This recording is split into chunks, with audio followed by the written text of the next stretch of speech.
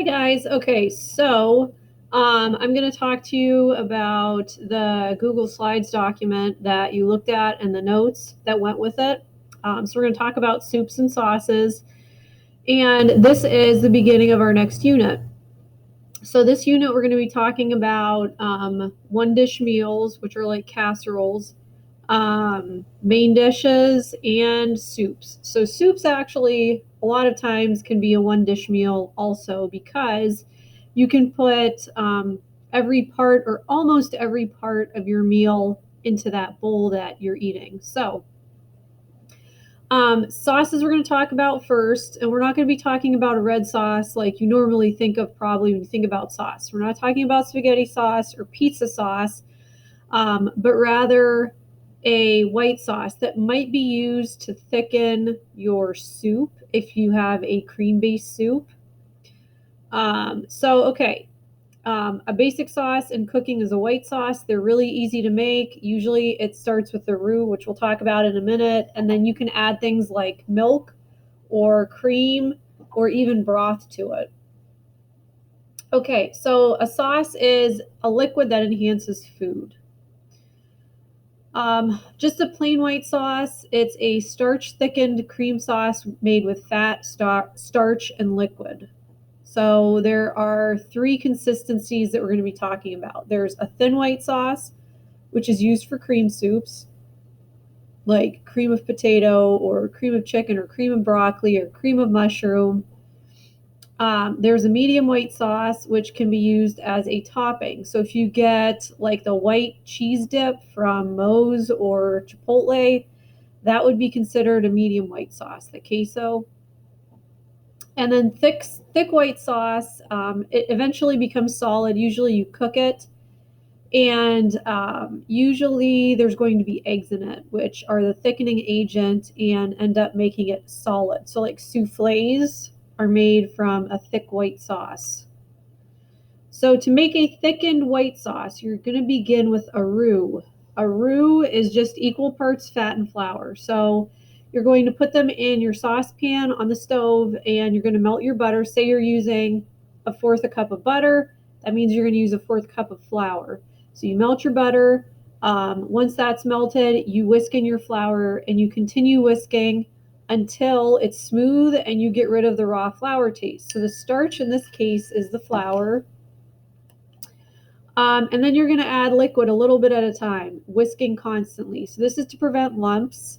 If you get lumps in it after you add the liquid and you still have lumps, you have to keep whisking. It will come out, but it's more difficult, so it's better just to do it at the beginning. So like I said, that liquid could be a broth, it could be milk, it could be like heavy cream, it could be half and half. It just depends what your recipe is calling for. Okay, so there are three different types of sauces here. These are all white sauces. We have bechamel. That's just a simple white sauce, and you add seasonings to it. Hollandaise sauce is actually a white sauce made with eggs, and then you serve it on top of eggs Benedict. There's a picture of it there's a picture of all of these actually in the PowerPoint that I included. Velouté is a white sauce that begins with a meat broth. Okay. So there are a couple ways to thicken our sauces. We can add starch, which is, in the case of a roux, that's how you're doing it. You can add eggs to it, and it would be more like a custard, like a souffle. Or you can just let it cook and simmer, and that would be like an Alfredo sauce. So typically Alfredo sauces, if you look at recipes, normally they're not going to have flour in them. So if you make them, which I will be doing later this week, if you make them from scratch, it's probably going to be a lot thinner than an Alfredo sauce that you would buy in a jar at the store, or the Alfredo sauce that you would get on your pasta at Olive Garden or somewhere else where you'd go out to eat. So there's a couple ways you can remedy that. You can cook down your sauce at a simmer. So that means it's just below the boiling point. You have to be careful with this because if you let it get too hot, it will burn and it won't taste right. The other thing you can do is add a little bit of flour to your Alfredo sauce if you want not to have to wait a really long time for the simmering process. Okay, so soups. We have two types. We have broth-based and cream-based soups. So the reason why I wanted to talk about sauces first is because we need to use those in our cream-based soups, right? Okay, so just a regular cream soup, it's going to be thinner. That's like cream of potato.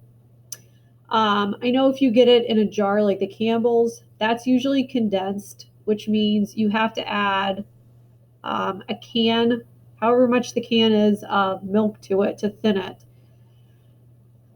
A bisque is a thicker and richer soup like lobster bisque. Again, there are pictures of all of these in the PowerPoint, so if you guys don't know what I'm talking about, just reference the PowerPoint. And then a chowder, it's not as thick or smooth. So it's kind of the consistency of the liquid part is more like a cream soup, but then there's chunks in it. So it almost is like a stew.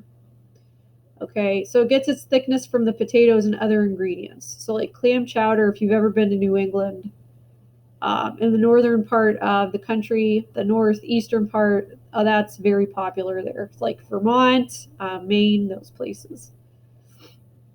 Okay, so that's cream soups. If you're making a cream soup, you want to cook your meat and vegetables first, because then you're going to have to make the white sauce and the roux and the white sauce and everything. So you cook those first, set them off to the side, and then you're going to make your roux and slowly add your liquid like we talked about.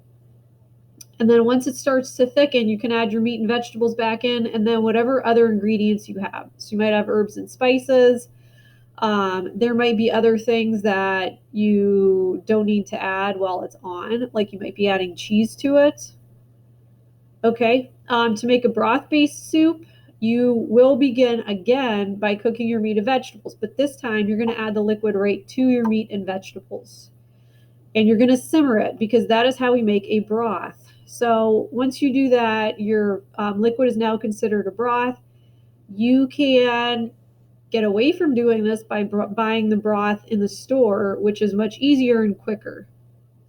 So they do sell broth in the soup aisle at the store.